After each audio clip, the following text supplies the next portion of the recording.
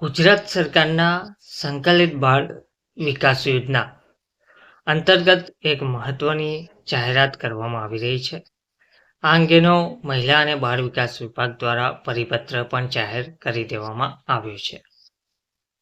વહેલી સવારે સંકલિત બાળ વિકાસ યોજના અંતર્ગત જિલ્લા કક્ષાએ વર્ગ 3ની જગ્યાઓ ભરવાની મંજૂરી આપવા બાબતે એક મહત્વનો GR પ્રસિદ્ધ કરવામાં આવ્યો છે.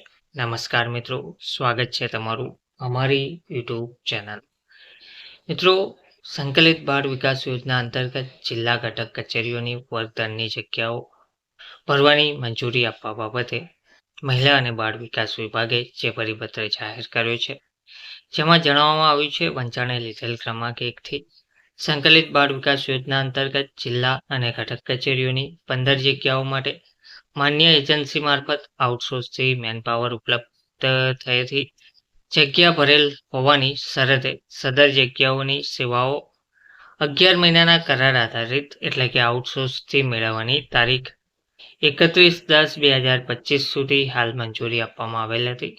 વંચાણે લીધેલ ક્રમાંક 2થી ઉક્ત કુલ 15 જગ્યાઓની આઉટસોર્સની સેવાઓ વધુ 11 મહિના લંબાવવા અને કમિશનર શ્રી ICDSની કચેરી દ્વારા દરખાસ્ત કરવામાં આવી હતી, જે સરકારશ્રીની વિચારણા હેઠળ હતી. તો ઠરાવ જાહેર કરવામાં આવ્યો છે. સંકલિત બાળ વિકાસ યોજના અંતર્ગત જિલ્લા અને મનપા કક્ષાની કુલ 5 અને ઘટક કક્ષાની કુલ 9 એમ કુલ 14 જગ્યાઓની આઉટસોર્સની સેવાઓની તારીખ 1/11/2025થી વધુ 11 મહિના માટે એટલે કે તારીખ 30/9/2026 સુધી અથવા તો નિયમિત ઉમેદવાર ઉપલબ્ધ ના થાય, બેમાંથી જે વહેલું હોય તેટલા સમયગાળા માટે નીચેની શરતોને આધીન સરકાર માન્ય એજન્સી મારફત આઉટસોર્સથી મેળવવાની મંજૂરી આપવામાં આવી છે.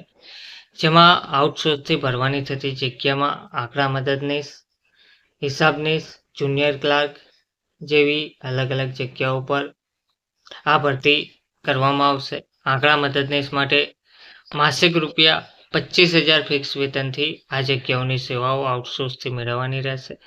આંકડા મદદનીશ સિવાયની જગ્યાઓ માટે લઘુત્તમ વેતન દર અધિનિયમ 1948 અન્વયે શ્રમ અને રોજગાર વિભાગના તારીખ 27/3/2023ના જાહેરનામા તથા તેને આનુષંગિક વખતો વખત બહાર પાડવામાં આવેલ ઠરાવો પરિપત્રો ધ્યાને લઈ બહાર નિયત કરેલ લઘુત્તમ વેતન જેટલા જ મહેનતાણ આઉટસોર્સિંગ સ્ટાફને પણ ચૂકવવાના રહેશે.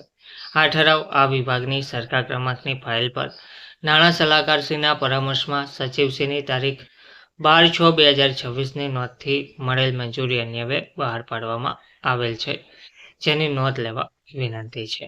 ધન્યવાદ.